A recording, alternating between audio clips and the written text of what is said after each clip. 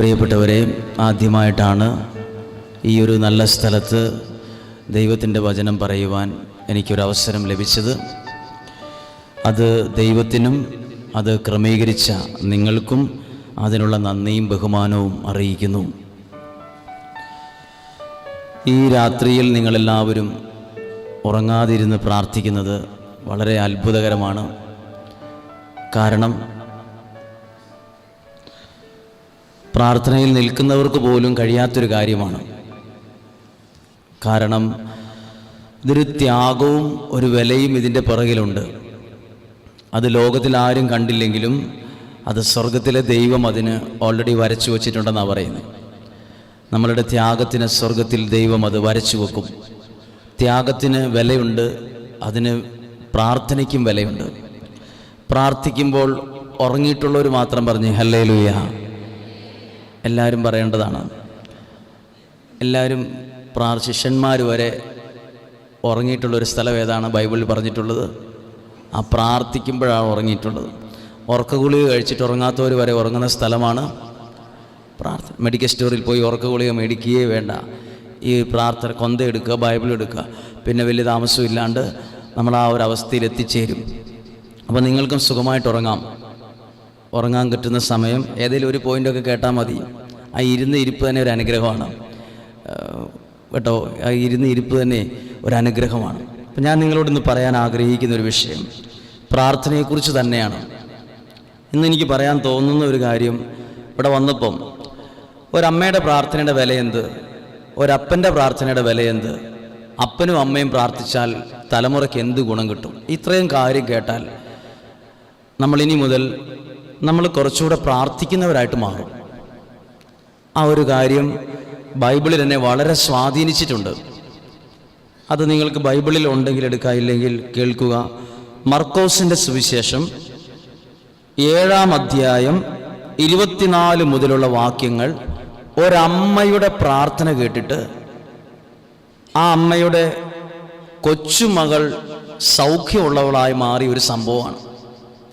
അപ്പോൾ ചില വീട്ടിൽ ആളുകൾ ചോദിക്കില്ലേ, അല്ലെ മക്കൾ ചോദിക്കില്ലേ, അമ്മ എപ്പോഴും എന്തിനാ ഈ പ്രാർത്ഥനയും പറഞ്ഞ് നടക്കുവാണല്ലോ, അതുകൊണ്ട് ഒരു മണ്ണാങ്കട്ടയ്ക്ക് എന്തെങ്കിലും ഒരു ഗുണം കിട്ടിയിട്ടുണ്ടോ? അമ്മമാരുടെ പ്രാർത്ഥനയെ മക്കൾ കുറ്റപ്പെടുത്താറുണ്ട്. പക്ഷെ ബൈബിളിൽ എഴുതിയിട്ടുണ്ട്, ഒരമ്മ പോയി പ്രാർത്ഥിച്ചിട്ട് ആ അമ്മയുടെ പ്രാർത്ഥന കേട്ട് വീട്ടിലുണ്ടായിരുന്ന ആ അമ്മയുടെ കൊച്ചുമകൾ സൗഖ്യമുള്ളവളായി മാറി. ഒരുപക്ഷെ നിങ്ങളുടെ മക്കൾ നിങ്ങളുടെ കൂടെ ഇല്ലായിരിക്കാം. ഈശോ പണ്ട് പറഞ്ഞതുപോലെ ഇന്ന് മാതാപിതാക്കളുടെ ഒരു ദുഃഖം എന്താണ്?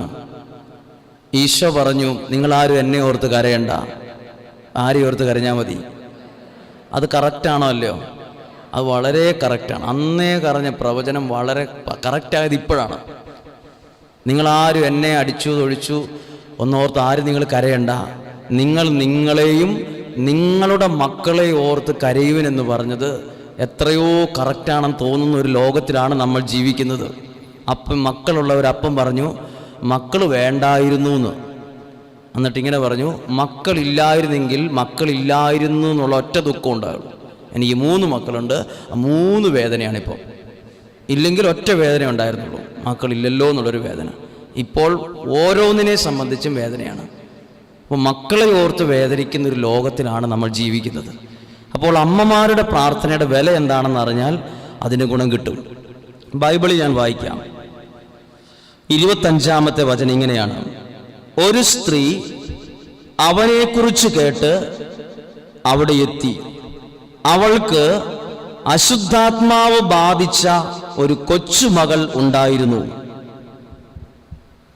ആ സ്ത്രീ വന്ന് അവന്റെ കാൽക്കൽ വീണ് പ്രാർത്ഥിച്ചു. അവൾ സീറോ ഫിനേഷ്യൻ വംശത്തിൽപ്പെട്ട ഗ്രീക്കുകാരിയായിരുന്നു. അവൾ പ്രാർത്ഥിച്ചത് ഇങ്ങനെ എഴുതിയിരിക്കുന്നത്: തൻ്റെ മകളിൽ നിന്ന് പിശാചിനെ ബഹിഷ്കരിക്കണമെന്ന് അവൾ അവനോട് അപേക്ഷിച്ചു. സ്വന്തം മകൾക്ക് വേണ്ടി, കൊച്ചുമകൾക്ക് വേണ്ടി അമ്മ ഈശോയോട് പ്രാർത്ഥിച്ചു. പറഞ്ഞേ ഹല്ലേലൂയ. പ്രാർത്ഥിച്ചു. അപ്പോൾ ഈശോ കൊടുത്ത മറുപടി കേട്ടാൽ നമ്മളാണെ പണ്ടേ വീട്ടിൽ പോകും. ഈശോ പറഞ്ഞു, ഒരിക്കലും ഇല്ലാത്തൊരു ഡയലോഗാണ് പറഞ്ഞത്. ആ മക്കളുടെ അപ്പം എടുത്ത് നായ്ക്കൾക്ക് കൊടുക്കുക. അവിടെ ആ ഒരു ബന്ധമില്ലാത്തൊരു കാര്യമാണ് പറഞ്ഞത്. നമ്മളേറെ ആണെങ്കിൽ ഇനി മേലാൽ ഇവിടെ വരികയാലും നമ്മൾ തീരുമാനിച്ച് നമ്മൾ പോകും. ആ സ്ത്രീ പറഞ്ഞ് തിരിച്ചൊരു മറുപടി പറഞ്ഞു, ഗുരു, യജമാനന്മാരുടെ മേശയിൽ നിന്ന് വീഴുന്ന അപ്പക്കഷ്ണങ്ങൾ ആ നായ്ക്കളും തിന്നുന്നുണ്ടല്ലോ. ആ അടുത്ത വചനം ഇങ്ങനെ 29-ാമത്തെ വചനം, അവൻ അവളോട് പറഞ്ഞു, ഈ വാക്കുമൂലം നീ പോയിക്കൊള്ളുക, നിന്റെ പിശാച് നിന്റെ മകളെ വിട്ടുപോയിരിക്കുന്നു. അമ്മ വീട്ടിൽ ചെന്നപ്പോൾ ആ കൊച്ച് ആരോഗ്യമുള്ളവളായി, സൗഖ്യമുള്ളവളായി, സന്തോഷമുള്ളവളായി കട്ടിലിലായിരിക്കുന്നത് കണ്ടു. ആരുടെ പ്രാർത്ഥന കൊണ്ടാണ്? അമ്മയുടെ പ്രാർത്ഥന. ഒരുപക്ഷെ ഇവിടെ ഇരിക്കുന്ന അമ്മമാര് അവരുടെ അമ്മമാരെ കുറിച്ച് പറയുന്ന അതേ കാര്യമായിരിക്കും. അമ്മമാരെ കുറിച്ച് പറയില്ലേ? ബാംഗ്ലൂർ സെന്റ് ജോൺസ് മെഡിക്കൽ കോളേജിലെ ഡോക്ടറായ മകൻ പറയാണ്, എൻ്റെ അമ്മയുടെ പ്രാർത്ഥന കൊണ്ടാണെന്ന്. ആ അമ്മയ്ക്കാണെങ്കിൽ 5ാം ക്ലാസ്സിൽ പഠിക്കുന്ന കൊച്ചിന് ഇംഗ്ലീഷും ഹിന്ദിയും പറഞ്ഞു കൊടുക്കാൻ അറിയില്ലാത്ത അമ്മയാണ് ഈ ഡോക്ടറുടെ അമ്മ. പക്ഷേ ഈ ഡോക്ടർ പറയുകയാണ്, മെഡിക്കൽ കോളേജിലെ സെന്റ് ജോൺസ് മെഡിക്കൽ കോളേജിലെ ഡോക്ടർ പറയുന്നു, എൻ്റെ അമ്മയുടെ പ്രാർത്ഥന കൊണ്ടാണ്. അപ്പോൾ ആ മകൻ നല്ല നിലയിലെത്തിയപ്പം തിരിഞ്ഞു നോക്കിയിട്ട് പറയുവാണ്, ഇവിടെ എത്താനുള്ള കാരണം അമ്മയുടെ പ്രാർത്ഥന കൊണ്ടാണ്. ഒരുപക്ഷെ ഇവിടെ ഇരിക്കുന്ന ഒരുപാട് പേര് പറയുന്ന ഒരു കാര്യമാണ്. അപ്പോൾ ഇവിടെ എല്ലാ അമ്മമാരും ഓർത്തു, നിങ്ങളെ ചിലപ്പോൾ കളിയാക്കും. അയൽവാസികൾ എന്നും നിങ്ങളെക്കുറിച്ച് പറഞ്ഞായിരിക്കും ചിരിക്കുന്നത്. അല്ലെ നിങ്ങൾ എന്നും ഉടുത്തൊരുങ്ങി പോകുന്ന കാണുമ്പോൾ നമ്മളെ വിമർശിക്കും. കള്ളു കുടിക്കുന്ന ഒരാളെ ആരും വിമർശിക്കത്തില്ല. വ്യഭിചാരത്തിന് പോകുന്ന ഒരാളെ ആരും ഒന്നും മിണ്ടത്തില്ല. പക്ഷെ പള്ളിയിൽ പോകുന്ന ഒരാളെ പരസ്യമായി കളിയാക്കും. തെറ്റായ ഒരു വഴിക്ക് നടക്കുന്ന ആരെങ്കിലും എന്തേലും തരത്തിൽ എല്ലാവരും ഉള്ളിൽ പറഞ്ഞാലും ആരും പുറത്തൊന്നും പ്രശ്നമില്ല. പ്രാർത്ഥിക്കുന്ന ഒരാളുടെ മേലെ ആയിരിക്കും എല്ലാവരും കുതിര കയറുന്നതും കളിയാക്കുന്നതും ഒറ്റപ്പെടുത്തുന്നതും എല്ലാം. എന്നാൽ ശ്രദ്ധിച്ചോ, ഇന്ന് നിങ്ങൾക്കുള്ളൊരു ദൂതാണ്. പ്രാർത്ഥിക്കുന്ന എല്ലാ അമ്മമാർക്കും സന്തോഷ വാർത്തയാണ്. നിങ്ങളുടെ പ്രാർത്ഥനയിലൂടെ നിങ്ങളുടെ തലമുറ അനുഗ്രഹം പ്രാപിച്ചിരിക്കും. അവർക്ക് പറഞ്ഞേ ഹല്ലേലൂയ, ഹല്ലേലൂയ. ഇവിടെ ഇരിക്കുന്ന ഒത്തിരി അമ്മമാര് നിങ്ങളുടെ മക്കളെ ഓർത്ത് പലവിധ കാരണങ്ങളായി പ്രാർത്ഥിക്കുന്നവരായിരിക്കും. കുറച്ച് സമയം കഴിയുമ്പോൾ നിങ്ങൾ ഉറങ്ങാൻ തുടങ്ങുമ്പോൾ 2 സാക്ഷ്യം ഞാൻ പറയിപ്പിക്കാം. ഉറങ്ങാൻ തുടങ്ങും, ഇപ്പോൾ ഉറങ്ങുന്നില്ല, കുറച്ച് കഴിയുമ്പോൾ തൂങ്ങാൻ തുടങ്ങും. അപ്പോൾ ഒരു സാക്ഷ്യം പറയുമ്പോൾ എഴുന്നേൽക്കും. അപ്പോൾ അന്നേരം പറയാം, ഒരു അപ്പൻ്റെ പ്രാർത്ഥനയും ഒരു അമ്മയുടെ പ്രാർത്ഥനയുടെ ഗുണം ഞാൻ പറഞ്ഞു തരാം. എൻ്റെ അടുത്ത് ഒരു കൊല്ലം ജില്ലയിലുള്ള ഒരുപക്ഷെ നിങ്ങൾ കേട്ടിട്ടുണ്ടാവും. ഒരു അമ്മ പറഞ്ഞു, ഹസ്ബൻഡ് വിദേശത്താണ്, ഹസ്ബൻഡിൻ്റെ അപ്പനും അമ്മയും അവിടെ ഉണ്ട്, ആകെ ഒരു മകനേ ഉള്ളൂ. ആ മകൻ എന്നും നന്നായിട്ട് ഭക്ഷണം കഴിച്ച് നല്ല ശരീരമുള്ളൊരു മനുഷ്യൻ, ചെറുപ്പക്കാരൻ, ചെറിയ കൊച്ചാണ്. അവന് 28,000 രൂപയുടെ ഫോണാണ് അവൻ്റെ അപ്പം മേടിച്ചു കൊടുത്തത്. 28,000 വലിയ ഫോണ്. അവൻ അഡിക്റ്റായി. ഇപ്പോൾ അവൻ നിരാശാരോഗമാണ്. മുറിയിൽ നിന്ന് പുറത്തിറങ്ങില്ല. ഭയങ്കര തടി, എല്ലാത്തിനും ദേഷ്യം, ഭയങ്കര ഒരു പ്രത്യേക അവസ്ഥ. അപ്പോൾ ഫോണിൽ കൂടെയാണ് സംസാരിക്കുന്നത് അമ്മ. അപ്പോൾ അമ്മ ഇങ്ങനെ പറഞ്ഞപ്പോൾ ഞാൻ അന്നേരം സാധാരണ ആളുകളോട് പറയുന്ന പോലെ പറഞ്ഞു, എവിടെയെങ്കിലും ആ കൊച്ചിനെ കൊണ്ട് നിങ്ങളുടെ അടുത്ത് പ്രാർത്ഥിക്കുന്ന സ്ഥലമോ എവിടെയെങ്കിലും കൊണ്ടുവന്ന് പ്രാർത്ഥിപ്പിക്കും. അപ്പോൾ ഒരാഴ്ച ധ്യാനം കൂടാനൊന്നും പറ്റത്തില്ല. അങ്ങനെ പറഞ്ഞു. വീട്ടിലിരുന്ന് ചെയ്യാൻ പറ്റുന്നൊരു കാര്യമുണ്ടോ എന്ന് ചോദിച്ചു. അപ്പോഴാണ് എൻ്റെ മനസ്സിൽ അന്നേരം വന്ന ആലോചനിച്ച് എടുത്തൊരു വചനമല്ല, മനസ്സിൽ വന്നൊരു വചനം പറഞ്ഞു കൊടുത്തു. സക്രിയ 9:8 വചനം. എന്താണെന്നറിയോ വചനം? ആരും കയറി ഇറങ്ങി നടക്കാതിരിക്കാൻ ഞാൻ എൻ്റെ ഭവനത്തിന് ചുറ്റും പാളയമടിച്ച് കാവൽ. ഇതാ വചനം. ഈ വചനം അവന് വേണ്ടി, അതായത് നമ്മൾ അറിയാം ഇവിടെ റബ്ബർ കർഷകരൊക്കെ ഉണ്ട്, റബ്ബർ ബെഡ് ചെയ്യും. നല്ല പാല് കിട്ടുന്ന റബ്ബർ ബെഡ് ചെയ്യുന്നത് എങ്ങനെയാണ്? അതിനോട് ചേർത്ത് കെട്ടിവെക്കും. ഒരു മരത്തോട് ചേർത്ത് കെട്ടിവെക്കും. ശരിക്കും മുറുക്കി കിട്ടും. ഞാൻ ഇങ്ങനെ ആ അമ്മയോട് പറഞ്ഞു, ഈ വചനം അവൻ്റെ ജീവിതത്തോട് ചേർത്ത് ശരിക്കും ചേർത്ത് കെട്ടി വരിഞ്ഞു മുറുക്കിയാൽ എങ്ങനെ ചേർന്നിരിക്കും? അതുപോലെ വച്ച് ആ വചനം അവനിൽ പ്രവർത്തിക്കണം. പ്രാർത്ഥിച്ചു. അങ്ങനെ ഒരു ദിവസം അവൻ അത്ഭുതം എന്ന് പറയട്ടെ, ഞാൻ ഈ വിഷയം മറന്നു. ഈ അമ്മ ഇത് വേദവാക്യം പോലെ എടുത്ത് ഇത് തന്നെ ഈ വചനം അവൻ്റെ ജീവിതത്തോട് ചേർത്ത് പ്രാർത്ഥിച്ചു കഴിഞ്ഞപ്പോൾ ഇവൻ ഈ 28,000 രൂപയുള്ള ഫോൺ, നല്ല വിലയുള്ള ഫോൺ എടുത്ത് അമ്മയുടെ കൊടുത്തിട്ട് പറയാണ്, ഇത് അമ്മ എവിടെയെങ്കിലും കൊണ്ടുപോയി തല്ലി പൊട്ടിച്ച് വെള്ളമില്ലാത്ത കിണറ്റി കൊണ്ടുപോയി കളയണം, കിണറ്റി കൊണ്ടുപോയി കളയണം. എനിക്കിത് വേണ്ട, ഇത് ആർക്കും ഉപയോഗിക്കാൻ കൊടുക്കരുത്, ഇത് കളയണം. അമ്മ അന്നേരം മനസ്സിൽ സന്തോഷിച്ച് എന്നെയാണ് വിളിച്ചത്. എന്നോട് പറഞ്ഞു, അച്ഛാ, ഞാൻ ആദ്യമായിട്ടാണ് എൻ്റെ മകൻ്റെ ജീവിതത്തോട് ചേർത്ത് ദൈവവചനം വെച്ച് പ്രാർത്ഥിച്ചിട്ട് ഞാൻ അത്ഭുതം കാണുന്നത്. ഈ മകൻ പിന്നീട് കാലക്രമത്തിൽ എന്ന് പറഞ്ഞാൽ സമയം എടുത്തിട്ടാണെങ്കിലും വലിയ മാറ്റമുള്ള അവസ്ഥയിലാണ് ഇപ്പോഴുള്ളത്. ആൾക്ക് രക്ഷപ്പെടണമെന്ന് ആഗ്രഹമുണ്ട്. കുറച്ചുകൂടെ ഒന്ന് ഇങ്ങനെ അവിഞ്ഞ അവസ്ഥ മാറണമെന്ന് ആഗ്രഹം. ജീവിതത്തിൽ ദൈവവചനം പ്രവർത്തിക്കാൻ തുടങ്ങിയപ്പം അമ്മയുടെ പ്രാർത്ഥന കൊണ്ട്. അഗസ്റ്റിൻ, വിശുദ്ധ അഗസ്റ്റിനായത് ആരുടെ പ്രാർത്ഥന കൊണ്ടാണ്? അമ്മ പ്രാർത്ഥിച്ചിട്ടാണ്. അമ്മ ഒരു മെത്രാൻ്റെ അടുത്ത് പോയി പറഞ്ഞപ്പോഴും തിരിച്ചു വരുമ്പം ആ മെത്രാൻ പറഞ്ഞ് കരയരുത് കേട്ടോ, വിഷമിക്കണ്ടെന്ന് പറഞ്ഞ് തിരിച്ചു വരുമ്പോഴും മകൻ കിടന്ന് വിഷം കെട്ടും കള്ളുകുടിയും തോന്നിവാസം അപ്പനേക്കാൾ വലിയ കള്ളുകുടിയനായിട്ടാണ് മാറിക്കൊണ്ടിരിക്കുന്നത്. അപ്പോഴാണ് മോനിക്ക് എന്ന അമ്മ പ്രാർത്ഥിച്ചിട്ട് മകനെ വിശുദ്ധനാക്കി. അമ്മമാരുടെ പ്രാർത്ഥനയോളം ശക്തിയുള്ള പ്രാർത്ഥന വേറെയില്ല. അമ്മമാര് പക്ഷെ മക്കൾ വരെ അമ്മമാരെ ചൂണ്ടി പറയും, പ്രാർത്ഥന നിർത്തിക്കോ, ഇവിടെ പ്രാർത്ഥിച്ചേക്കരുത്, ഒച്ച കേട്ട് പോയേക്കരുത്. ബാത്റൂമിൽ കയറി ഇരുന്ന് വീട്ടിൽ പ്രാർത്ഥിക്കുന്ന അമ്മേനെ എനിക്കറിയാം. മക്കൾ വീട്ടിൽ പ്രാർത്ഥിക്കുന്ന ഒച്ച കേൾക്കാൻ പാടില്ല. അതുകൊണ്ട് ടോയ്ലറ്റിലെ പൈപ്പ് തുറന്നു വെച്ചിട്ട് മക്കൾക്ക് വേണ്ടി കൈവിരിച്ച് ബാത്റൂമിനകത്ത് നിന്ന് ഒച്ച കേട്ട് കഴിഞ്ഞാൽ ഭർത്താവും മക്കളും ഒറ്റക്കെട്ടായിട്ട് ആക്രമിക്കും. അമ്മേനെ പ്രാർത്ഥിക്കുന്നതിന് വേറൊന്നിനുമല്ല. അപ്പൻ ടി വി കാണുന്നതിന്, മൊബൈൽ ഉപയോഗിക്കുന്നതിന് ഫുൾ സ്വാതന്ത്ര്യം കൊടുത്തിട്ടുണ്ട്. മക്കൾ അപ്പൻ്റെ കൂടെ ഭയങ്കര ഇവർ ഒറ്റക്കെട്ട്, അമ്മ ഒറ്റപ്പെട്ടു, പ്രാർത്ഥിക്കുന്ന ഒറ്റ കാരണത്താൽ ഒറ്റപ്പെട്ട്. പക്ഷേ പ്രാർത്ഥിച്ച കുടുംബത്തിൽ വിടുതലുണ്ടായ സംഭവം എനിക്കറിയാം. ഇത് പറയുമ്പോൾ വരെ ഈ പ്രാർത്ഥന ചൊല്ലിയിട്ട് അനുഗ്രഹം ഉണ്ടായ വ്യക്തികളെ എനിക്ക് മനസ്സിൽ കാണാൻ പറ്റും. അതുകൊണ്ട് പ്രിയപ്പെട്ടവരെ, ദൈവവചനം പഠിപ്പിക്കുന്നു. ഈ രാത്രിയിൽ ഉറക്കളിച്ച് 10:30 സമയമായി നിങ്ങൾ വിഷമിച്ച് പ്രാർത്ഥിച്ച് ഇരിക്കുന്ന നിങ്ങൾ അറിയാത്തൊരു അനുഗ്രഹം നിങ്ങളുടെ കുടുംബത്തിൽ ഇന്ന് വരും. ഒരു കരം ഉയർത്തി ഉറക്കെ പറയാം, ഹല്ലേലൂയാ, ഹല്ലേലൂയാ. കരങ്ങൾ താഴ്ത്താം. അമ്മമാരുടെ പ്രാർത്ഥന രണ്ടാമത്തെ ഒരു പ്രാർത്ഥനയാണ്. അപ്പന്മാരുടെ പ്രാർത്ഥനയ്ക്കാണോ അമ്മമാരുടെ പ്രാർത്ഥനയ്ക്കാണോ വില കൂടുതൽ? അത് അമ്മമാർ പറയും. അപ്പോൾ അമ്മമാരുടെ പ്രാർത്ഥന കേട്ട് എത്ര പേരെ രക്ഷപ്പെട്ടിട്ടുള്ളൂ? വീട്ടിൽ എത്ര പേര് രക്ഷപ്പെട്ടിട്ടുണ്ട്? ഈ വീട്ടിൽ ഒറ്റയാളെ രക്ഷപ്പെട്ടിട്ടുള്ളൂ. ഇനി ഒരു അപ്പൻ വീട്ടിൽ ദൈവത്തെ അറിഞ്ഞ ഒരാളാണ് എത്ര പേര് രക്ഷപ്പെടും? ഒരാളാണോ 3 പേരാണോ? വീട്ടിലുള്ളവർ മുഴുവൻ രക്ഷപ്പെടും. അതൊരു ബൈബിളിൽ ഒരു സംഭവമുണ്ട്. ബൈബിളിൽ ഒരു വാക്കുണ്ട്, സക്കേവൂസ്. നിങ്ങൾ വായിച്ചിട്ടുണ്ട്. ഈ സക്കേവൂസ് എന്ന് കേട്ടാൽ നമുക്ക് തോന്നത്തില്ല. ആളൊരു അപ്പനാണ്, കുടുംബനാഥനാണ്, ഭാര്യയുണ്ട്, മക്കളുള്ള ഒരു കുടുംബനാഥനാണ്. ആര്? ഇവിടെ ദൈവത്തെ കാണണമെന്ന് ആഗ്രഹം ആർക്കാ ഉണ്ടാകുന്നത്? അപ്പനാ ഉണ്ടാകും, കുടുംബനാഥനാ ഉണ്ടാകുന്നത്. കുടുംബനാഥൻ പോവാണ് ദൈവത്തെ കാണാൻ വേണ്ടി, ഈശോയെ കാണാൻ വേണ്ടി പോയിട്ട് വീട്ടിലേക്ക് വരുന്നത് ആരെ കൂട്ടിക്കൊണ്ടാ? ഈശോയെ. അപ്പന്മാരുടെ ഡ്യൂട്ടിയാണിത്, അപ്പന്മാരുടെ ഒബ്ലിഗേഷനാണിത്, കടമയാണിത്. എൻ്റെ വീട്ടിലുള്ള എല്ലാവരും ആ കുടുംബനാഥനിലൂടെ വേണം ദൈവത്തെ കാണാനും ദൈവത്തെ അറിയാനും. അപ്പോൾ ഒന്ന് നമുക്ക് നമ്മുടെ വീട്ടിലെല്ലാവരും പലരും പറയും, വീട്ടിൽ പ്രാർത്ഥിക്കും, പലപ്പോഴും അപ്പനുണ്ടാവില്ല വീട്ടിൽ പ്രാർത്ഥന. കടയടച്ച് വരുമ്പോൾ സമയം പോവും, പിന്നെ ബിസിനസ്, തിരക്ക്, ജോലി, പിന്നെ കണക്ക് കാര്യങ്ങൾ, ഉത്തരവാദിത്തങ്ങളെല്ലാം. അപ്പോൾ അപ്പനുണ്ടാവില്ല. നമ്മുടെ കുടുംബത്തിലെ ഒരു അനുഗ്രഹം തടസ്സപ്പെട്ട് കിടക്കും. നമുക്കതിന് മാത്രം സമയമില്ല. ഈ വീട്ടിലെ സക്കേവൂസ് എന്ന് പറയുന്ന ആളെന്ന ഒരു പരമ ദാരിദ്ര്യം പിടിച്ചു കിടന്ന ഒരാളല്ല. നല്ല അന്നത്തെ കാലത്ത് സമ്പന്നനായൊരു മനുഷ്യനാണ്, അറിയപ്പെടുന്ന ഒരാളാണ്. അദ്ദേഹമാണ് പോയത് ദൈവത്തെ വീട്ടിലേക്ക്.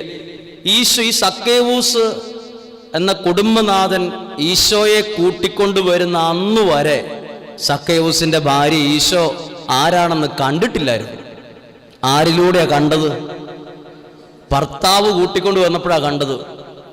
മക്കൾ കണ്ടിട്ടില്ലായിരുന്നു. എങ്ങനെയാ കണ്ടത്? ഞങ്ങളുടെ പപ്പ ഇതാ ഈശോയെ കൂട്ടിക്കൊണ്ട് വീട്ടിൽ വന്നപ്പോഴാണ് ഇന്ന് വരെ ഈശോയെ കണ്ടിട്ടില്ലാത്ത മക്കൾ ദൈവത്തെ കണ്ടത്. ഒരു കുടുംബത്തിലെ കുടുംബനാഥൻ, അതാണ് വചനം പഠിപ്പിക്കുന്നില്ലേ, കുടുംബനാഥൻ അശ്രദ്ധനായാൽ മേൽക്കൂര ചോരും. പറഞ്ഞേ ഹല്ലേലൂയാ, അവർക്ക് പറഞ്ഞേ ഹല്ലേലൂയാ. ശ്രദ്ധിച്ചു. അപ്പൊ നോക്കിയേ, ഒരു കുടുംബനാഥൻ ദൈവത്തെ കൂട്ടിക്കൊണ്ടു വന്നപ്പം സക്കേവൂസ് എന്ന കുടുംബനാഥനോട് ഈശോ പറഞ്ഞത്, നീയും നിന്റെ കുടുംബവും വീട്ടിലുള്ളവരെ മുഴുവൻ അവിടെ ഒരൊറ്റ കെട്ടാക്കി. ഒരമ്മ പ്രാർത്ഥിച്ചപ്പോൾ ഒരാളെ രക്ഷപ്പെട്ടെങ്കിൽ ആ വീട്ടിലെ ഒരു കുടുംബത്തിലെ കുടുംബനാഥൻ ദൈവത്തെ അറിഞ്ഞപ്പം വീട് മുഴുവൻ അത്. അപ്പോൾ ഞാൻ വിശ്വസിക്കുന്ന ബൈബിളിൽ നിന്ന് അപ്പന്റെ പ്രാർത്ഥനയ്ക്ക് വീട്ടിലൊരു പ്രത്യേക വിലയുണ്ട്. ഈശോ എന്ന് പേരിടണമെന്ന് ദൈവത്തിന്റെ ദൂതൻ ആരോട്? അപ്പനോടാണോ അമ്മയോടാണോ പറഞ്ഞേ? എല്ലാം ഉറക്കപ്പിച്ചായി പോയി. അപ്പനോടാ പറഞ്ഞത്, അവൻ യേശു എന്ന് പേരിടണം. ആണോ? ശ്രദ്ധിച്ചേ, അപ്പന്മാരുടെ പ്രാർത്ഥനയ്ക്ക് വിലയുണ്ട്. പ്രാർത്ഥിക്കുന്ന എല്ലാ അപ്പന്മാരോടും ഇത് ദൈവത്തിന്റെ വചനമായിട്ട് നിങ്ങൾക്ക് സ്വീകരിക്കാം. ഇനി അടുത്തൊരു കാര്യം, ഒരു വീട്ടിലെ അപ്പനും അമ്മയും പ്രാർത്ഥിക്കുന്നവരാണെങ്കിലോ, ഇപ്പോൾ ഒരു അമ്മ പ്രാർത്ഥിച്ചതിൻ്റെ ഗുണം കണ്ടു, ഒരപ്പൻ പ്രാർത്ഥിച്ചതിൻ്റെ ഗുണം കണ്ടു. ഈ രണ്ടും കൂടി ഒരുമിച്ച് വന്നാൽ എങ്ങനെ ഇരിക്കും? അപ്പനും അമ്മയും പ്രാർത്ഥിക്കുന്ന ആളുകളാണ്.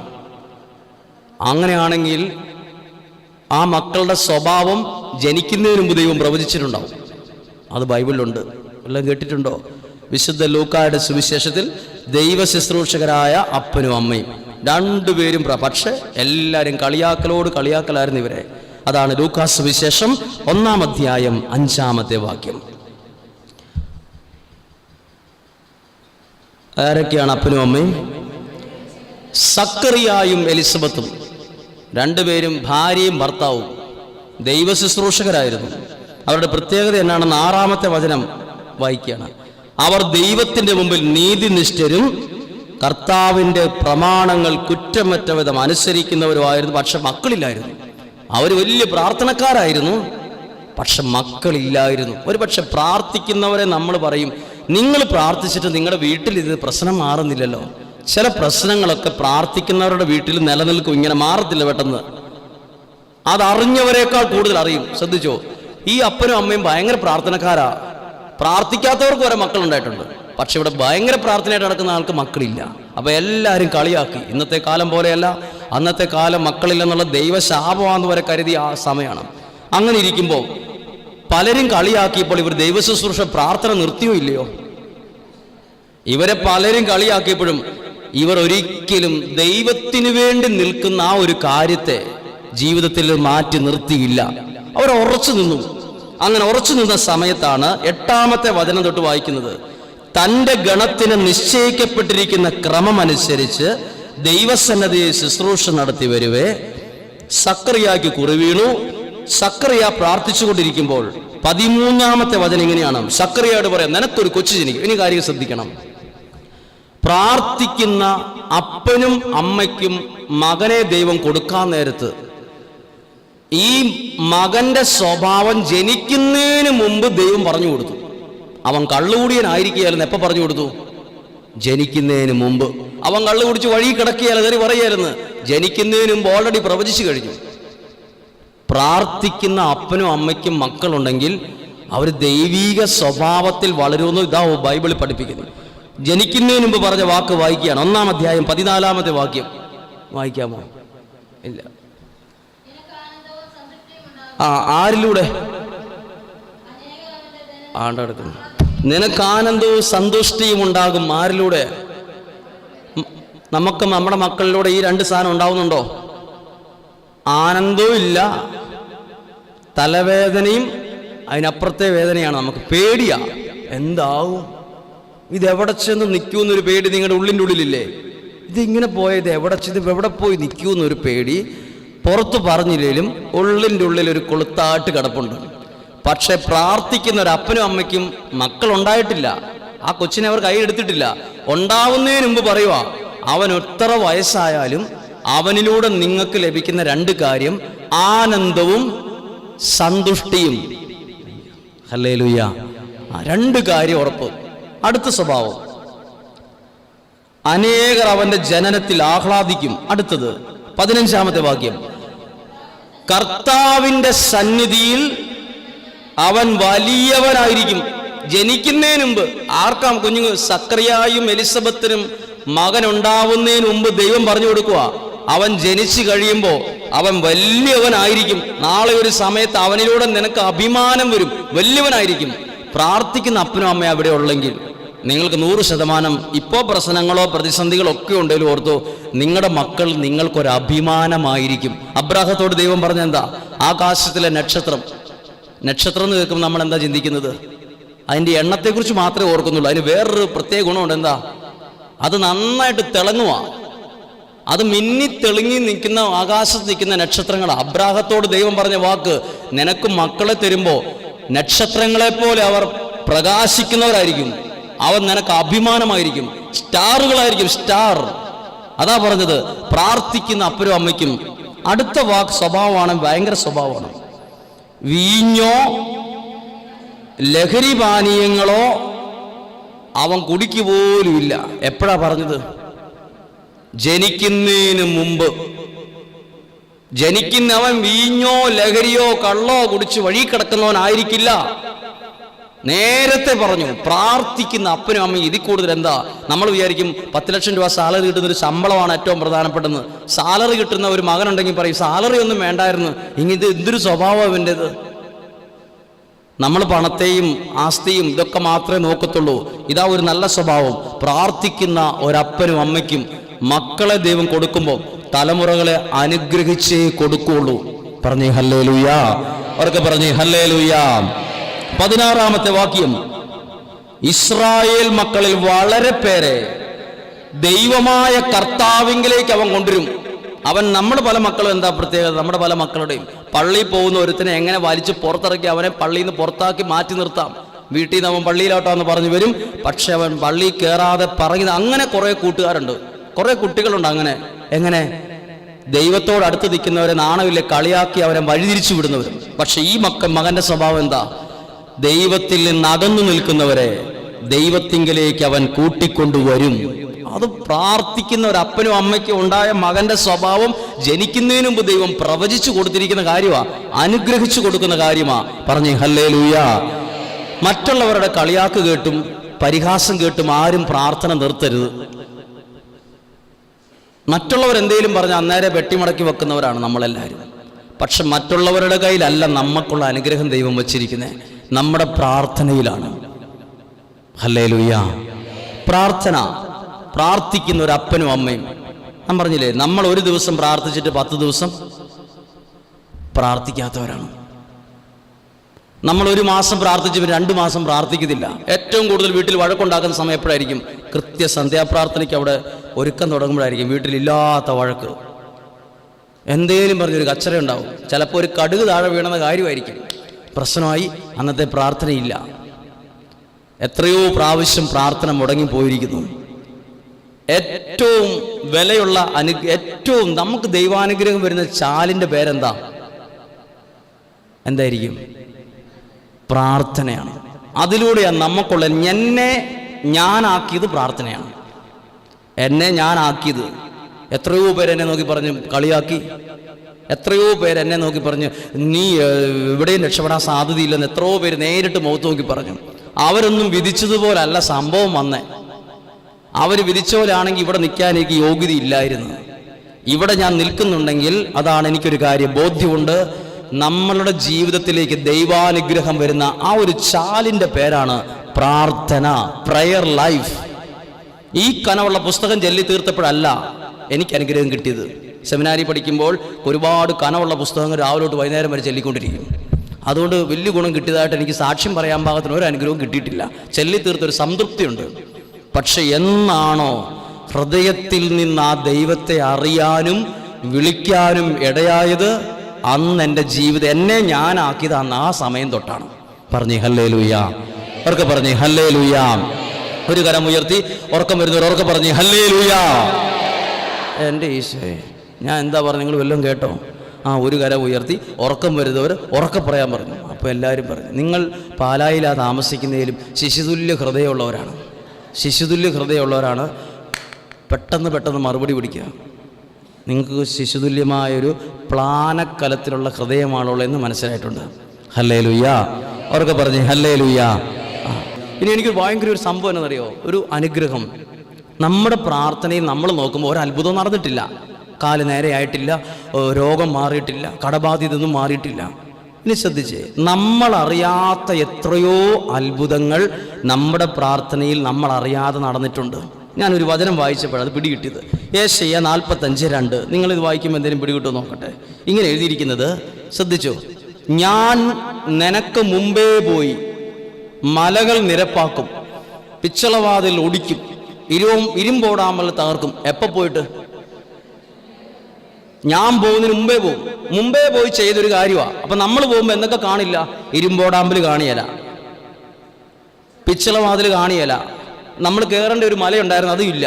നമ്മളിപ്പോൾ നിരപ്പ് വഴിയിലൂടെയൊക്കെ പോയി നമ്മൾ പറയാണ് ഒന്നും നടന്നിട്ടില്ലെന്ന്. നമ്മളിത് കണ്ടിട്ടില്ലാത്ത കുറേ കാര്യങ്ങളുണ്ട്. നമുക്ക് മുമ്പേ നമ്മുടെ പ്രാർത്ഥനയ്ക്ക് ഉത്തരം നൽകിയ ദൈവം എപ്പോൾ പോയിട്ടുണ്ട്? നമ്മുടെ മുമ്പേ പോയിട്ട് നമുക്ക് വരാൻ സാധ്യതയുള്ള എത്രയോ രോഗങ്ങൾ 2 പോയിട്ടുണ്ട്. നമ്മൾക്ക് വരെ തൊടാതെ പോയിട്ടുണ്ട്. നമ്മളിത് ആക്സിഡൻ്റായി അപകടം പറ്റേണ്ട എത്രയോ സാഹചര്യം കൺമുമ്പിൽ വന്നപ്പോൾ മാറിപ്പോയിട്ടുണ്ട്. അപ്പം ചിലർ ചോദിക്കില്ല, നിങ്ങളിപ്പോൾ പ്രാർത്ഥിച്ചിട്ട് എന്താ? നമ്മൾ പ്രാർത്ഥിച്ചിട്ട് എത്രയോ ഇരുമ്പോടാമ്പലുകൾ നമുക്ക് മുമ്പേ പോയത് നമ്മൾ ആരും കാണില്ല. നമ്മൾ കയറേണ്ട വലിയൊരു മലയുണ്ടായിരുന്നു, ഒരു കുന്നും മലയുള്ള സാഹചര്യം ഉണ്ടായിരുന്നു.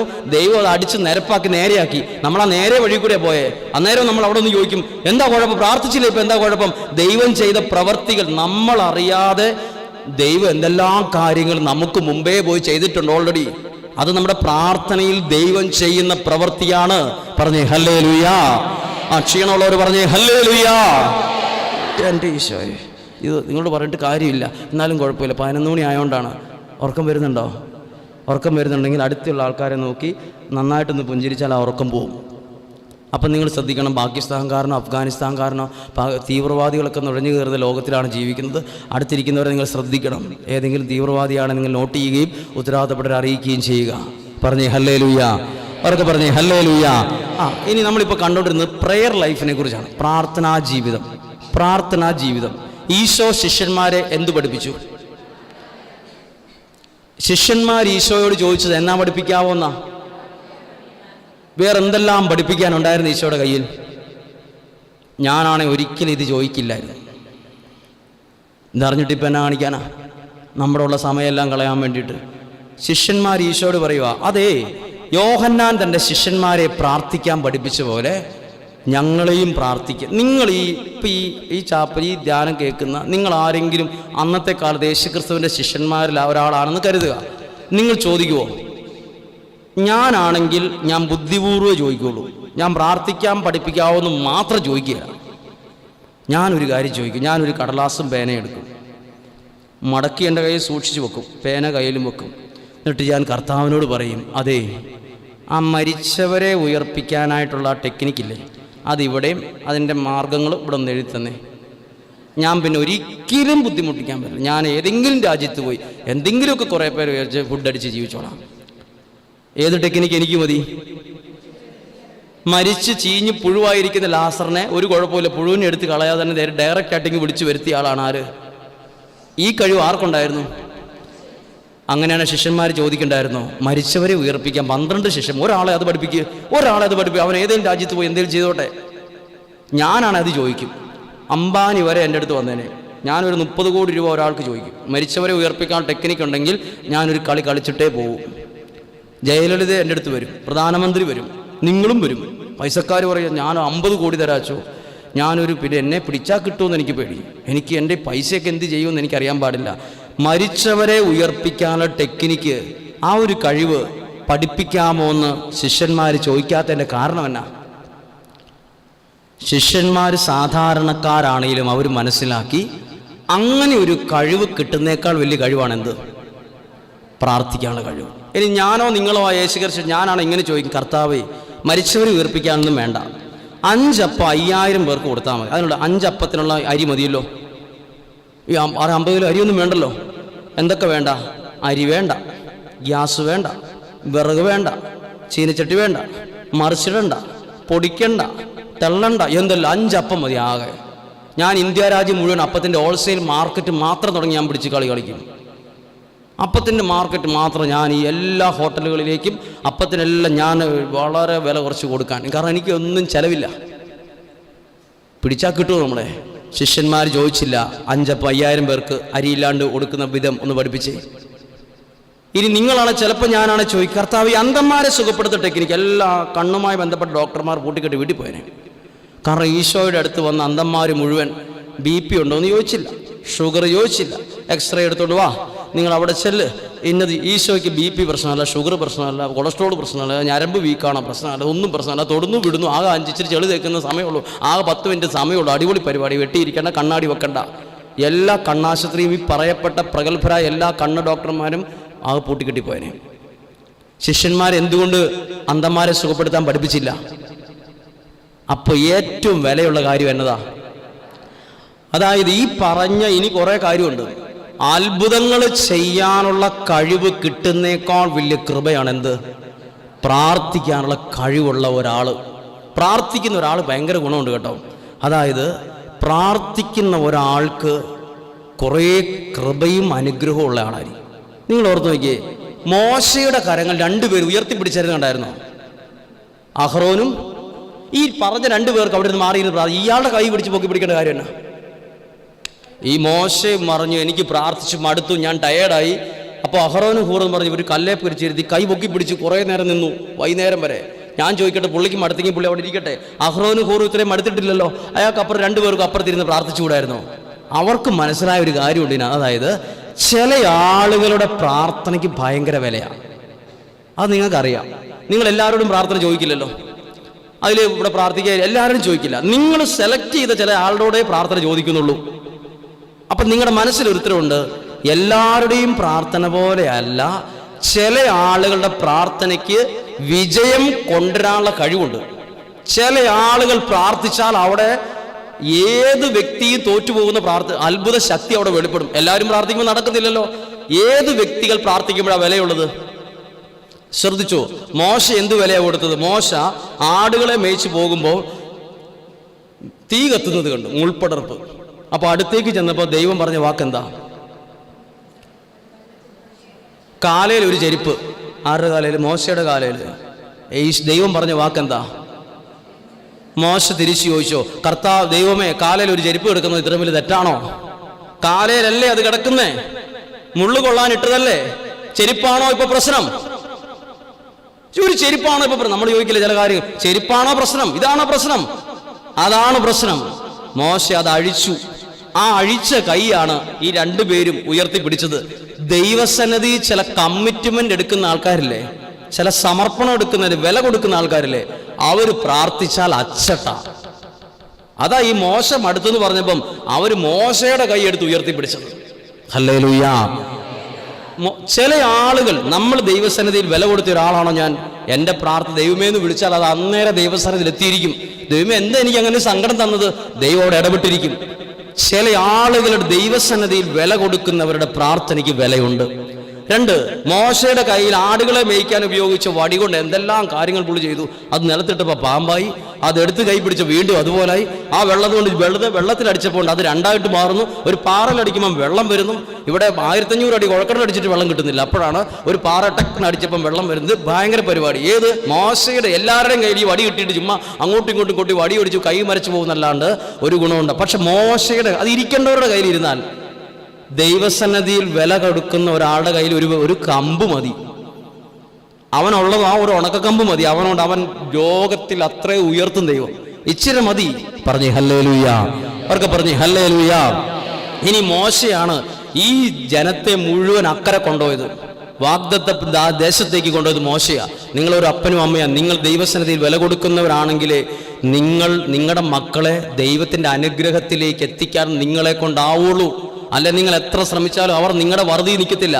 മോശയാണ് ദൈവത്തിന് മുമ്പ് വില കൊടുത്ത മോശയാണ് ഇത്രയും ജനങ്ങളെ അക്കരെ എത്തിച്ചത്. ദൈവസന്നിധിയിൽ വില കൊടുത്തവർക്ക് വാഗ്ദത്ത ദേശത്തേക്കും അനുഗ്രഹത്തിലേക്ക് കൊണ്ടുവരാനുള്ള കഴിവുള്ളൂ. പറഞ്ഞേ ഹല്ലേലൂയാ. അവർക്ക് പറഞ്ഞേ ഹല്ലേലൂയാ. ഇതാണ് പ്രാർത്ഥനയുടെ വില. പ്രാർത്ഥനയുടെ വില. പക്ഷെ നമുക്കൊരിക്കലും പ്രാർത്ഥനയെക്കുറിച്ച് പറയാൻ ഭയങ്കര എളുപ്പമാണ്. പക്ഷെ ഈ പറയുന്ന ഞാൻ ചില ദിവസങ്ങൾ തീരുമാനിക്കും, ഇന്നൊരു 10 നന്മ നിറഞ്ഞ പറയുമ്പോൾ സ്പെഷ്യലായിട്ട് ചെല്ലണം. 3 എണ്ണം ചെല്ലിയത് ഓർമ്മയുള്ളൂ. പിന്നെ 2 ദിവസം കഴിഞ്ഞ് ദൈവമേ 10 എണ്ണം ചെല്ലുമെന്ന് ഓർമ്മ ഒന്ന് ശരിയാണ്. എത്ര ദിവസം കഴിഞ്ഞ് ഓർമ്മ വരുള്ളൂ? 3 ദിവസം കഴിഞ്ഞ് ഓർമ്മ വരുള്ളൂ. ചിലപ്പോൾ അയ്യോ 2 ദിവസം ഇങ്ങനെ ഒരു കാര്യം ചിന്തിച്ചായിരുന്നല്ലോ. ഞാനൊരു വീട്ടിൽ ചെല്ലുമ്പോൾ കോഴി ഫാം നടത്തുന്ന ഒരാൾ ബക്കറ്റിനകത്ത് വെള്ളം വെച്ചാൽ പ്രാർത്ഥിക്കുന്ന അമ്മ പറഞ്ഞു. എങ്ങനെയാണ് പ്രാർത്ഥിക്കുന്നത്? പ്രാർത്ഥിക്കാൻ ആഗ്രഹം കൊണ്ടേ അവൻ ബക്കറ്റിനകത്ത്, ഈ പിള്ളേർ പഠിക്കാതിരിക്കുമല്ലോ, കാല് വെള്ളത്തിൽ വെച്ച്, എന്നിട്ട് ഇവൻ്റെ അമ്മ നിലത്തും ഇവൻ കസേരയിൽ ഇരുന്നിട്ട് കാല് വെള്ളത്തിൽ വെച്ചിട്ടാണ് പ്രാർത്ഥിക്കുന്നത്. എന്നിട്ട് ഇവൻ്റെ അമ്മ പറയുക, ഇവൻ കാലും വെള്ളത്തിൽ ഇട്ടുകൊണ്ടിരുന്നിട്ട് തൂങ്ങുന്നു കാല്. അപ്പോൾ ഒരു ഇടി കൊടുക്കും, എഴുന്നേക്കാടത് പറയും. അവൻ പറയണേ, എങ്ങനെ ശ്രമിച്ചിട്ടും എനിക്ക് പ്രാർത്ഥിക്കാൻ പറ്റുന്നില്ല. ഹല്ലേലൂയാ. അപ്പൊ നോക്കൂ, ഈ പ്രാർത്ഥിക്കാനുള്ളത് ഒരു കൃപയാണ്. അതുകൊണ്ട് പ്രിയപ്പെട്ടവരെ, നമ്മൾ ചില സമയങ്ങളിൽ എനിക്കിന്ന് മനസ്സിൽ തോന്നുന്നൊരു കാര്യം പറയാം. ഇന്ന് നമ്മൾ ഇത്രയും പേര് പ്രാർത്ഥിക്കുമ്പോൾ ഓരോരുത്തർക്കും പറയാൻ ഒരു സാക്ഷ്യം കിട്ടത്തക്ക വിധം ഒരു അനുഗ്രഹം ദൈവം തരും. പറഞ്ഞേ ഹല്ലേലൂയാ, ഹല്ലേലൂയാ. അതുകൊണ്ട് നിങ്ങൾ ശരിക്കും മനസ്സറിഞ്ഞെന്ന് പ്രാർത്ഥിക്കണം. നിങ്ങളുടെ പ്രാർത്ഥനയെ സ്വർഗത്തിലെ ദൈവം, എല്ലാവരും ചിലപ്പോൾ ഉറങ്ങുമായിരിക്കും, കുറേ പേര് ടി വിയുടെ മുമ്പിലായിരിക്കും, ഇപ്പോൾ ചിലർ ഫോണിൽ, നമ്മളതെല്ലാം മാറ്റി വെച്ചിട്ട് ഇതൊരു വില കൊടുത്തതായിട്ട് ലോകത്തിൽ ആരും ഇത് അംഗീകരിക്കില്ല, ഇത് വിലയായിട്ട്. പക്ഷെ ഇത് സ്വർഗത്തിലെ ദൈവം ഒരു വിലയായിട്ട് ഇത് കാണുന്നുണ്ട്. ഈ കുഞ്ഞു ത്യാഗത്തെ, ഈ ചെറിയ ത്യാഗത്തെ ദൈവം വിലയായിട്ട് കാണുന്നുണ്ട്. ഒരു വലിയൊരു അനുഗ്രഹം നിങ്ങളെ ഇന്ന് തൊടാനിടയാകും. അതുകൊണ്ട് നമ്മൾ നന്നായിട്ട്, ഞാൻ ഇന്ന് ഒന്ന് രണ്ട് സാക്ഷ്യങ്ങളിലൂടെ നിങ്ങൾ ഒരു 2 പേരുടെ സാക്ഷ്യം ഞാൻ കേൾക്കാം. നിങ്ങൾക്കത് അനുഗ്രഹമാവും. ഒരപ്പം പ്രാർത്ഥിച്ചിട്ട് മകളുടെ ജീവിതത്തിൽ വന്ന അനുഗ്രഹം, അവരെ ദൈവം വളർത്തിയ വഴികൾ. എൻ്റെ കൂടെയുള്ള 2 പേരാണ്. അവിടെ സാക്ഷ്യം ഞാൻ നിങ്ങളുടെ ശ്രദ്ധയിൽ കൊണ്ടുവരാം. ഒറ്റ കാര്യം കൂടെ പറഞ്ഞിട്ട്, എല്ലാ പ്രാർത്ഥനയും ദൈവം കേൾക്കുകയല്ല, എല്ലാ പ്രാർത്ഥനയും പ്രാർത്ഥനയല്ല. എങ്ങനെ മനസ്സിലാവും ഏത് പ്രാർത്ഥന ദൈവം കേൾക്കും, ഏത് പ്രാർത്ഥന ദൈവം കേൾക്കുള്ളൂ? ദൈവഹിതപ്രകാരമായ പ്രാർത്ഥനയെ ദൈവം കേൾക്കുള്ളൂ. എങ്ങനെ ദൈവഹിതം അറിയാൻ പറ്റും? എങ്ങനെ അറിയാം? ഒരു ക്രിസ്ത്യാനിയായ ഒരു പെൺകുട്ടി ഒരു ധ്യാനത്തിന് വന്ന് ധ്യാനം തീരുന്ന 5 ദിവസവും പ്രാർത്ഥിച്ചു. എന്ത്? എനിക്ക് ഞാൻ സ്നേഹിക്കുന്ന അക്രൈസ്തവനായ ആ ചെറുക്കനെ തന്നെ കല്യാണം കഴിക്കാൻ ഇടവരുത്തണമേ, ആമേൻ. പ്രാർത്ഥനയല്ലേ? ആമേൻ ഉണ്ടല്ലോ, അപേക്ഷയുണ്ടല്ലോ. 5 ദിവസം ധ്യാനത്തിലിരുന്നാണല്ലോ പ്രാർത്ഥിച്ചത്. ഇത് പ്രാർത്ഥനയാണോ? അല്ലയോ? എന്തുകൊണ്ട് പ്രാർത്ഥനയല്ല? ശ്രദ്ധിച്ച്, എല്ലാം പ്രാർത്ഥനയല്ല, എല്ലാം സ്വർഗത്തിൽ നിന്ന് മറുപടി കിട്ടുന്ന പ്രാർത്ഥനയല്ല. ദൈവഹിതപ്രകാരമായ പ്രാർത്ഥനയ്ക്കേ മറുപടിയുള്ളൂ. എങ്ങനെ അറിയാൻ പറ്റും? അപ്പോൾ ഈ പെൺകുട്ടിയോട് ചോദിക്കുന്നു, നിന്റെ ആങ്ങൾ ഇതിന് തയ്യാറാണോ? അല്ല. അപ്പനും അമ്മയും അവരൊട്ടുമല്ല. അപ്പൊ നിന്റെ വീട്ടിലെ ബാക്കിയുള്ളവർ മുഴുവൻ ഇതിന് കർശനമായി എതിര് നിൽക്കുക, ഇവൾ മാത്രം പ്രാർത്ഥിക്കുക.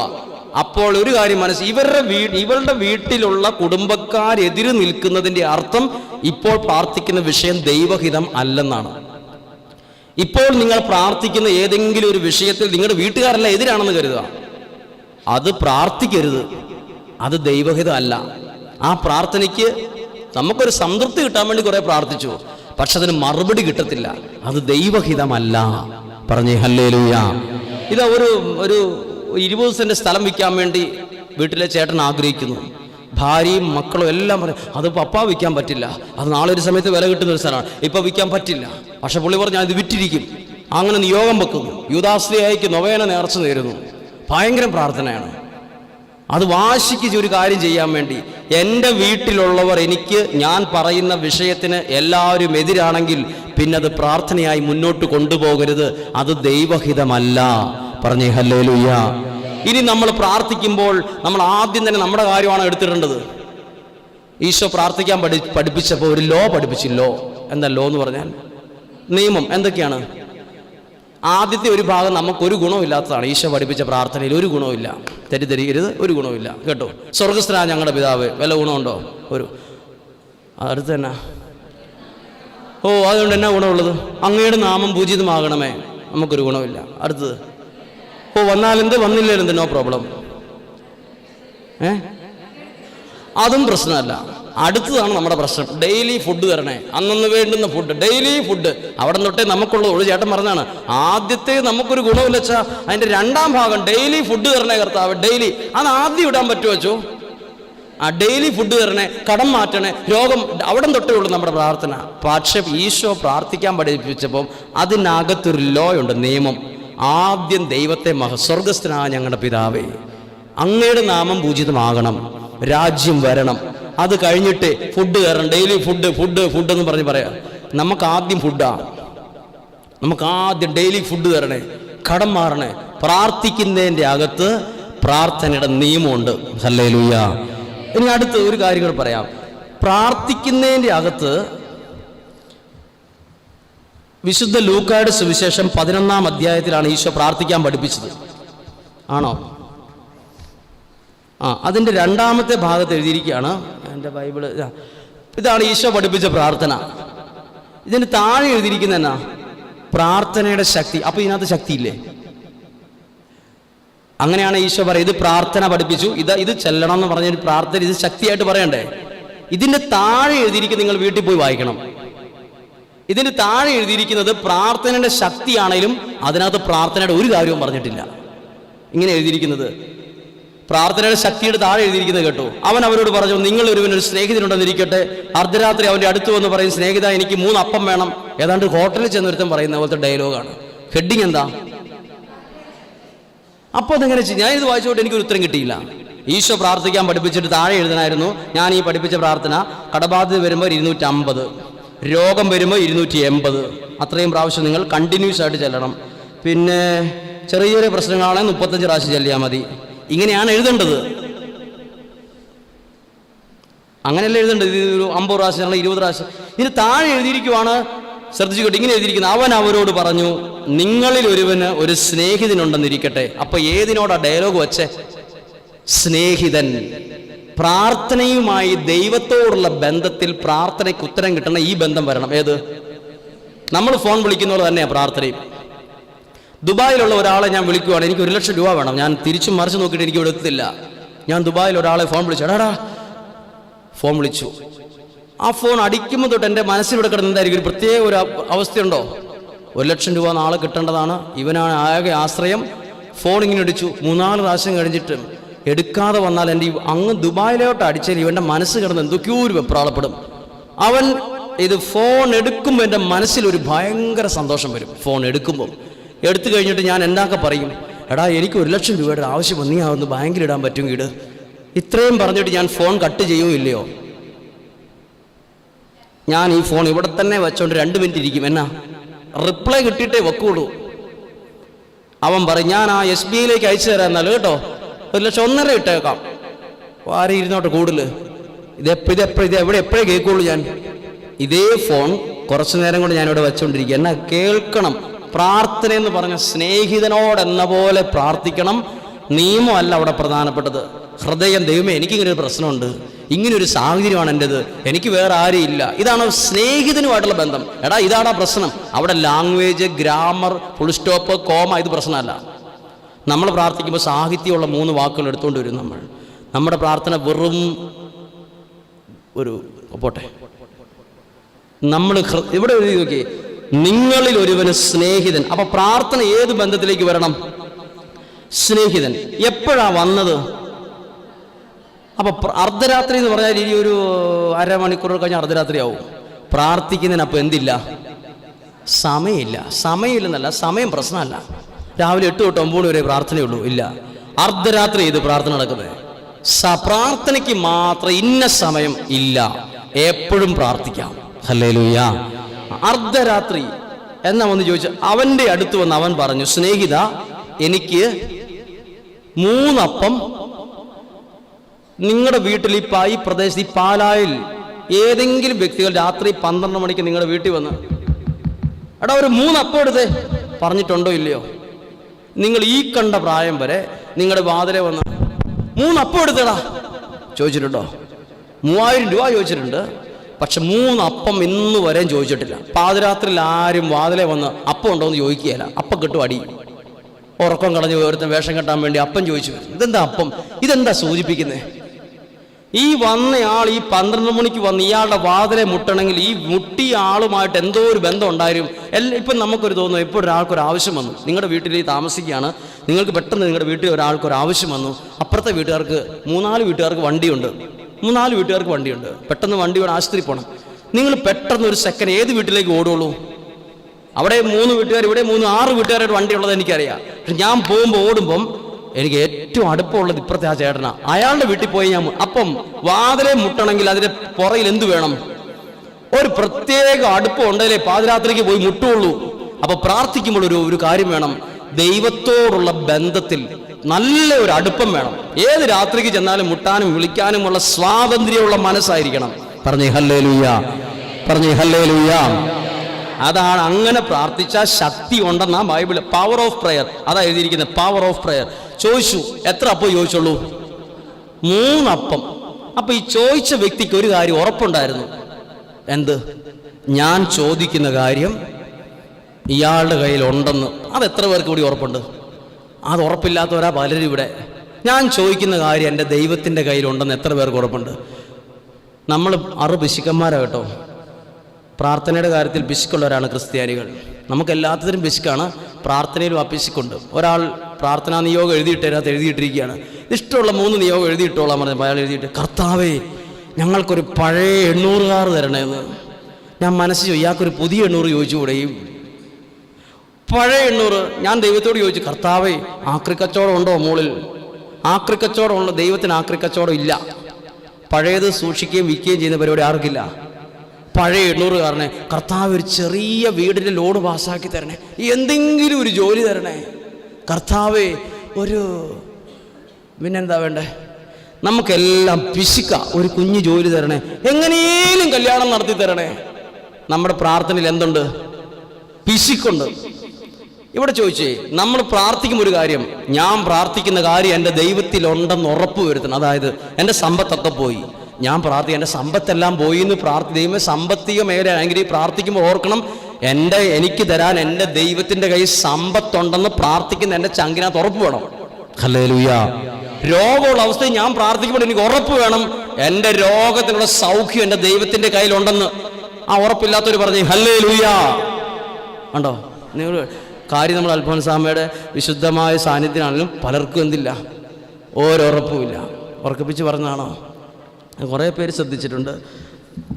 നോക്കി, ഉറപ്പ് 3 അപ്പം ചോദിച്ചു. ഇനി അകത്തുനിന്ന് കേട്ട മറുപടി കേട്ടാൽ നമുക്ക് തന്നെ ഒരു ദേഷ്യം വരുന്ന മറുപടിയാണ്. പുള്ളി അകത്തുനിന്ന് പറഞ്ഞ മറുപടി എന്താ പറഞ്ഞു നോക്കിയേ.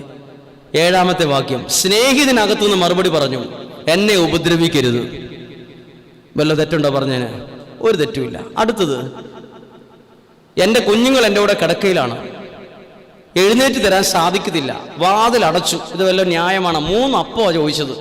കൊടുത്ത മറുപടി എന്നതാ? വാതിൽ അടച്ചു, എഴുന്നേക്കാൻ പറ്റില്ല, കൊച്ചുങ്ങൾ എൻ്റെ കൂടെ കിടക്ക. ഇതൊന്നും ആനകുതിര എഴുന്നേക്കാൻ പറ്റാത്ത വിധത്തിൽ കെട്ടിയിട്ടിരിക്കുന്ന കാര്യമല്ല. കുഞ്ഞുങ്ങൾ കട്ടിലേ കിടക്കുന്ന ആദ്യമായിട്ടല്ല, അത് നോർമലായിട്ടൊരു കാര്യമാണ്. അത് പുള്ളി വലിയൊരു കാര്യമായിട്ട് പറഞ്ഞു. ഇത് കേട്ടപ്പം ഈ പോയ ആള് ചീത്തയും പറഞ്ഞ് തിരിച്ചു പോന്നോ? അയാൾ അവിടെ തന്നെ നിന്നു. അന്നേരമാണ് എഴുന്നേറ്റ് അവന് ചോദിച്ചത്. ഈ ബൈബിളിൽ എഴുതിയിരിക്കുന്ന വാക്കെന്നറിയോ? അവൻ എഴുന്നേറ്റ് വേണ്ടതെന്നൊരു വാക്കുണ്ട്. വേണ്ടതെന്ന് പറഞ്ഞാൽ നമുക്ക് വേണ്ട കാര്യമുണ്ട് കുറേത്. ഇന്ന് നമുക്ക് വേണ്ടതുണ്ട്, ഈ മാസം വേണ്ടതുണ്ട്, ഈ വർഷം നമുക്ക് വേണ്ട കാര്യമുണ്ട്. നമ്മുടെ ദൈവത്തിന്റെ പ്രത്യേകത, നമുക്ക് വേണ്ടത് തരുന്നതാണ് ആര്? ദൈവം. പറഞ്ഞേ ഹല്ലേലൂയ. അവർക്ക് പറഞ്ഞേ ഹല്ലേലൂയ.